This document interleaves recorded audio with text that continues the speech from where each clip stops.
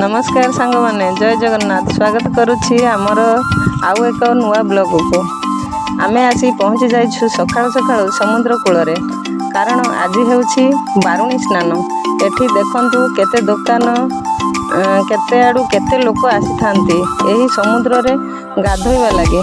कारण बारुणी स्नान हेउछि एक पवित्र स्नान पर्व जहाँ मुख्यतः चैत्र मासर कृष्ण पक्ष त्रयोदशी तिथि रे पालन करा जाए एवं एही दिन रे जलर देवता वरुण देवता को पूजा करा जाए।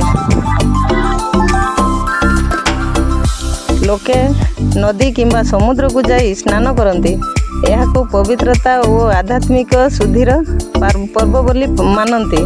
पुराण अनुसार जेतेबेले देवता और दानव माने समुद्र मंथन करुथिले सेतेबेले अनेक दिव्य वस्तु बाहरी थिला। सेथिरु गोटिए थिला बारुणी देवी जी वरुण देवता सहित संबोधित। एही कारणरू एही दिन को